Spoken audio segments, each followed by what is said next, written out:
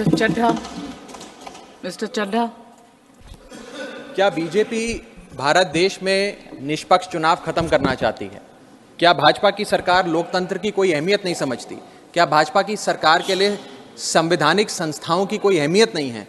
क्या भाजपा सरकार हर संवैधानिक संस्था को अपनी कठपुतली बनाना चाहती है? क्या भाजपा सरकार सुप्रीम कोर्ट के फैसले की कोई सम्मान नहीं करती, उसकी कोई अहमियत नहीं समझती? ये कुछ सवाल हैं जो बिल पढ़ने के बाद मेरे जहन में आए, और वो इसलिए आए क्योंकि इस बिल के माध्यम से ये सरकार चुनाव आयोग को पूरी तरीके से अपने नियंत्रण में लेना चाहती है, यानी कि चुनाव आयोग पे पूर्ण कब्जा चाहती है। मैम, चुनाव आयोग के 3 सदस्य होते हैं, एक मुख्य चुनाव आयुक्त यानी कि चीफ इलेक्शन कमिश्नर और 2 अतिरिक्त इलेक्शन कमिश्नर्स। इनकी चयन और नियुक्ति इस बिल के माध्यम से पूरी तरीके से सरकार के हाथों में आ जाएगी, और वे जिसको चाहें, चाहे वो पार्टी का शख्स हो, यस मैन हो, पार्टी मैन हो, जिस मर्जी को चाहें वे चुनाव आयुक्त बना सकते हैं। चुनाव आयोग की हमारे देश के चुनावों में बड़ी महत्वपूर्ण भूमिका है। किसका वोट बनेगा, किसका वोट कटेगा, ये चुनाव आयोग तय करता है। किस तारीख पर चुनाव होगा, कितने चरण में चुनाव होगा, ये चुनाव आयोग तय करता है। ईवीएम मशीन कहां कहां भेजी जाएंगी, उसका नियंत्रण, उसका मैनेजमेंट, उसका योग, उसका प्रयोग, सारी चीजें चुनाव आयोग तय करता है। तो इसीलिए चुनाव आयोग एक बड़ी महत्वपूर्ण संस्था है इस देश के फ्री एंड फेयर इलेक्शंस के लिए। Ma'am, I will mince no words. This bill is going to destroy one of the few remaining independent institutions in India, that is the Election Commission, and thereby dislodge free and fair elections from India. ये bill 3 व्यक्ति या संस्था का अपमान है। पहला अपमान है सुप्रीम कोर्ट का।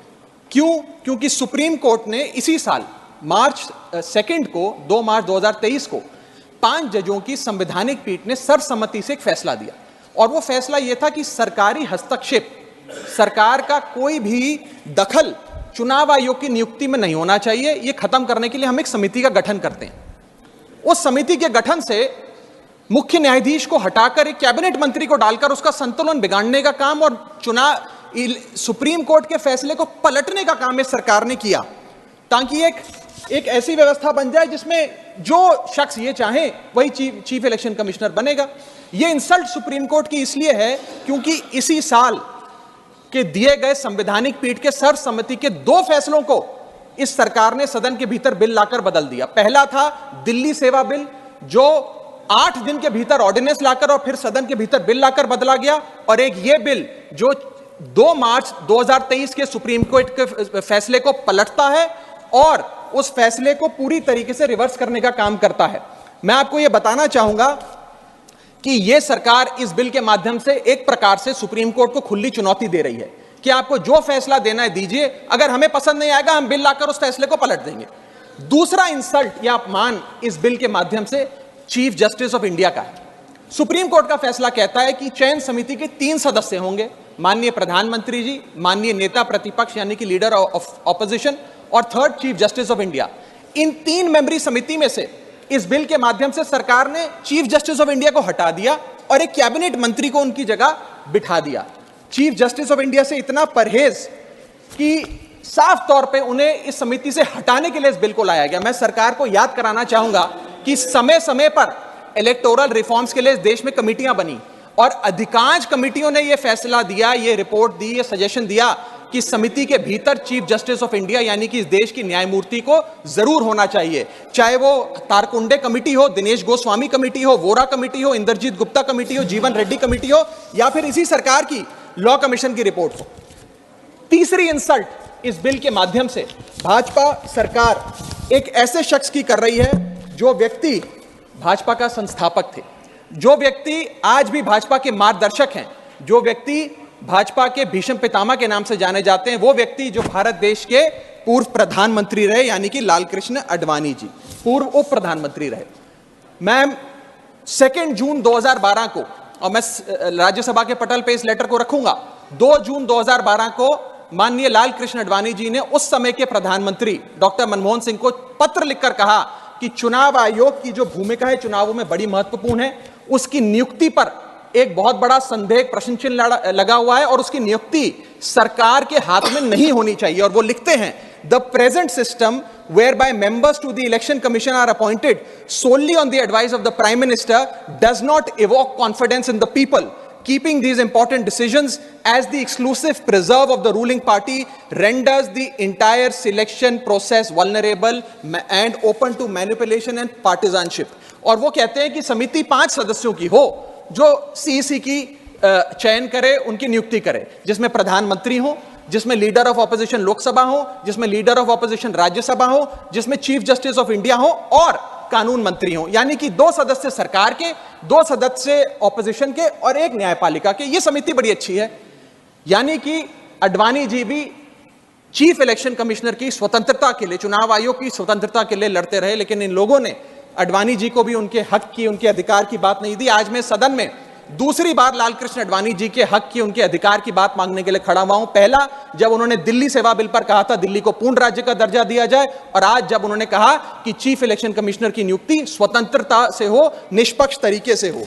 आगे मैं 3 महत्वपूर्ण कारण बताना चाहूंगा मैडम, जिसके चलते ये बिल को आज मैं और मुझे लगता है समस्त विपक्ष अपोज करता है। पहला कि ये बिल पूरी तरीके से इलीगल है, गैर कानूनी है, और वो इसलिए है क्योंकि you can not reverse a supreme court judgment without changing the very basis of it. यानी कि अगर आपको सुप्रीम कोर्ट के फैसले को पलटना है तो सुप्रीम कोर्ट जिस फैसले को देते हुए जिस आधार को रेफर करता है, आपको उस आधार को बदलना पड़ेगा। आप सीधा फैसला नहीं पलट सकते।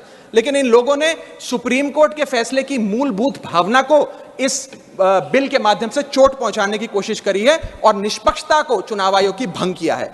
दूसरी कारण क्यों यह बिल गैर कानूनी, इसलिए क्योंकि यह बिल बेसिक स्ट्रक्चर,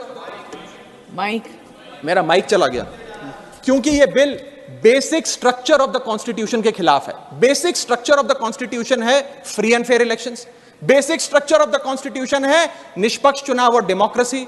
अगर बायस्ड इलेक्शन कमीशन होगा तो चुनाव भी बायस्ड होगा। अगर गैर निष्पक्ष तरीके से चुनाव आयोग चुना जाएगा तो हिंदुस्तान में चुनाव भी गैर निष्पक्ष तरीके से होंगे। इसीलिए यह basic structure of the constitution को भी पूरी तरीके से वायलेट करता है। मैं आगे बताना चाहूंगा कि दूसरा महत्वपूर्ण कारण क्यों यह बिल एक प्रकार से सरकार के हाथ में चुनाव आयोग का पूरा नियंत्रण दे देता है। Why is the selection committee biased in the favour of the government? Supreme court ने कहा 3 मेंबरी समिति होगी जो तय करेगी कि चुनाव आयोग में कौन कौन बैठेगा। प्रधानमंत्री, लीडर ऑफ ऑपोजिशन और चीफ जस्टिस ऑफ इंडिया। इसमें से चीफ जस्टिस ऑफ इंडिया को निकाल बाहर कर एक कैबिनेट मिनिस्टर को इसमें डालकर पूरा नियंत्रण सिलेक्शन समिति का इन लोगों ने बिगाड़ दिया, जिसके चलते आज इस समिति में सरकार के पास 2 वोट हैं। 2:1 से सारे फैसले मेजॉरिटी से सरकार ले सकती है। इसमें सर्वसम्मति से फैसला नहीं लेना, यूनानिमिटी से फैसला नहीं लेना।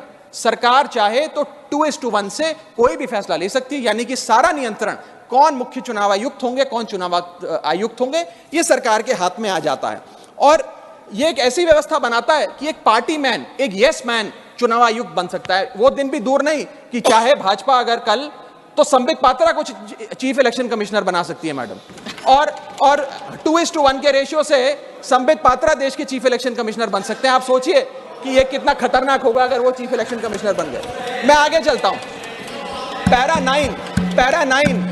9 इस सुप्रीम कोर्ट जजमेंट का कहता है, the executive alone being involved in the appointment ensures that the commission becomes and remains a partisan body and the branch of the executive. The independence of the commission is intimately interlinked with the process of appointment. यानी कि supreme court ये कहता है कि चयन का जो पूरा प्रोसेस है वो पूरी तरीके से इलेक्शंस कैसे होंगे, फ्री होंगे कि फेयर होंगे, वो तय करता है। मैं आगे चलता हूं, 14 मिनट है मैडम, अभी तो 6 मिनट बाकी हैं।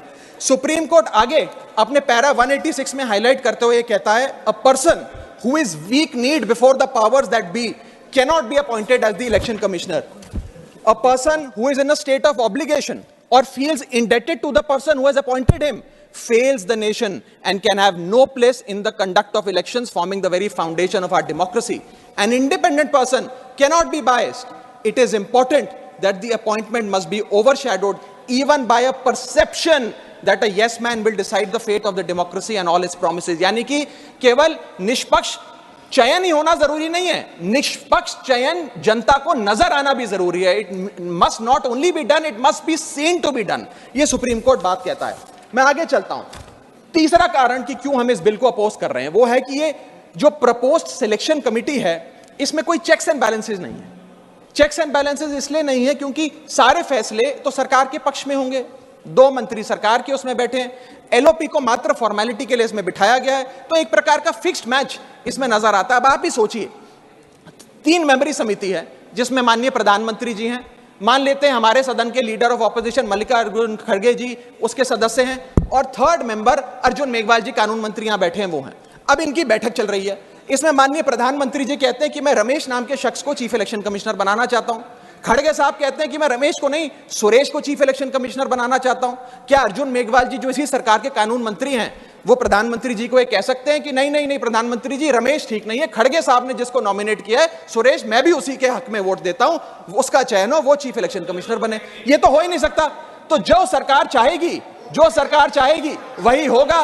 तो एक प्रकार से निष्पक्षता और स्वतंत्रता चीफ इलेक्शन कमिश्नर की खत्म करने का काम ये करती है। हमने बचपन में एक मुहावरा सुना था, जिसकी लाठी उसकी भैंस। तो ये पूरी तरीके से इस बिल में सिद्ध होता है कि लाठी भी इनकी, तो फिर इस कानून के माध्यम से भैंस भी इनकी। मैं आपको एक और उदाहरण के माध्यम से समझाता हूं। मान लीजिए भारत और ऑस्ट्रेलिया का क्रिकेट मैच हो रहा है, उस क्रिकेट मैच में अंपायर कौन होगा वो एक 3 मेंबर की समिति तय करेगी जो मैच कराएगी। वो 3 मेंबर की समिति में एक ऑस्ट्रेलिया के कैप्टन पैट कमिंग्स होंगे, दूसरे ऑस्ट्रेलिया के प्रसिद्ध प्लेयर डेविड वार्नर होंगे, और 3rd भारत के कप्तान रोहित शर्मा होंगे। अब ये 3 मेंबरी समिति अगर किसी अंपायर को चुनेगी तो वो अंपायर तो हमेशा ही ऑस्ट्रेलिया के साथ होगा, क्योंकि 2-1 की बहुमत ऑस्ट्रेलिया के साथ है। तो क्या निष्पक्ष मैच हो सकता है? क्या इंडिया इंडिपेंडेंट मैच खेल सकती है? ऐसा ही कुछ इस चुनाव आयोग के गठन से, इस बिल के आने के बाद इस देश में होने जा रहा है। मैं आगे चलता हूं मैडम, मुझे बोलने दीजिए। इसका माध्यम, मैडम मुझे बोलने दीजिए, मुझे डिस्टर्ब ना करें। यह बिल 3 की टेस्ट पे फेल होता है, the test of independence, the test of neutrality and the test of constitutionality. ये हमारा कॉन्स्टिट्यूशनल इंपेरेटिव है कि देश में चुनाव आयोग निष्पक्ष हो, ताकि चुनाव निष्पक्ष हो। अगर चुनाव आयोग निष्पक्ष नहीं होगा तो चुनाव निष्पक्ष नहीं होंगे और लोगों की आस्था इस लोकतंत्र से डगमगा जाएगी। मैं सरकार को कहना चाहता हूं, अगर सरकार सुप्रीम कोर्ट के इस फैसले को पलटना चाहती है, अगर सरकार चीफ जस्टिस ऑफ इंडिया को इस समिति से हटाने के लिए इतनी बेकरार है, तो मैं आज सुझाव लाया हूं कानून मंत्री जी। 3 सुझाव मेरे, इनमें से अगर आप कोई सुझाव स्वीकार कर लें तो मुझे लगता है सारा हाउस एक आवाज में आपके इस बिल का समर्थन करेगा। पहला सुझाव यह है, ये 3 ऑप्शन लाया हूं आपके लिए। पहला ऑप्शन यह है कि चुनाव आयोग का गठन, कौन चीफ इलेक्शन कमिश्नर होगा और कौन इलेक्शन कमिश्नर्स होंगे, इसका गठन 2 मेंबरी समिति करे, जिसमें 2 लोग हों, प्रधानमंत्री और लीडर ऑफ ऑपोजिशन, ये विपक्ष के नेता। ये 2 मेंबर्स सर्वसम्मति से फैसला ले, यूनानिमिटी से, क्योंकि 2 लोगों में मेजॉरिटी तो हो नहीं सकती, तो 2 लोग सर्वसम्मति से फैसला ले, जो भी नाम तय करेंगे हम सब मान जाएंगे। ये ऑप्शन 1। ऑप्शन 2 मैं देना चाहूंगा सरकार को, जो लालकृष्ण अडवाणी जी ने दिया था। लालकृष्ण अडवाणी जी की बात मान लीजिए, मेरी मत मानिए, आपको आम आदमी पार्टी तो पसंद नहीं, पर अपने पेट्रियार्क फाउंडिंग फादर, आपके पितामह भीष्म लालकृष्ण अडवाणी जी का फॉर्मूला ले लीजिए। 5 मेंबरी समिति, प्रधानमंत्री, कानून मंत्री, leader of opposition in Lok Sabha and Rajya Sabha और चीफ जस्टिस ऑफ इंडिया। ये 5 मेंबरी समिति एक निष्पक्ष चुनाव आयोग का चयन कर लेगी। और तीसरा ऑप्शन, अगर ये दोनों ऑप्शन आपको पसंद नहीं, तो मैं आपको वो ऑप्शन बताना चाहूंगा जो कॉन्स्टिट्यूएंट असेंबली में प्रोफेसर शिबन लाल सक्सेना ने दिया था। वो था कि जो भी नाम ये चयन समिति तय करे, वो नाम सदन के भीतर लाए जाएं और 2/3 बहुमत लोकसभा और राज्यसभा से नाम पास हो जाए, वो आदमी चीफ इलेक्शन कमिश्नर बन जाए। मैं सकारात्मक बहस कर रहा हूं, मैं ऑप्शन लाया हूं। ये इन 3 ऑप्शंस में से कोई भी ऑप्शन चुन लीजिए, सारे विपक्ष को मनाने की, एकजुट करने की जिम्मेदारी मेरी। मैं अंत में अपनी बात समाप्त करने से इतना बस कहना चाहूंगा मैडम, कि ये बिल एक डे लाइट रॉबरी है हमारे देश की डेमोक्रेसी की, लोकतंत्र की। इस बिल के माध्यम से भाजपा डेमोक्रेसी को हाईजैक करना चाहती है। And I on behalf of the आम आदमी party oppose this bill, vehemently oppose this bill, because this bill will ensure that India, which is today known as the mother of democracy, will tomorrow unfortunately be known as for mockery of democracy. Mother of democracy से mockery of democracy तक का सफर आप इस bill के माध्यम से तय करने जा रहे हैं। मैं हाथ जोड़कर आपसे विनती करूंगा, इस बिल को वापस लीजिए। लोगों की देश के लोकतंत्र में बहुत आस्था है, उस आस्था से खिलवाड़ करने का काम मत कीजिए। बहुत बहुत शुक्रिया। जय हिंद, जय भारत।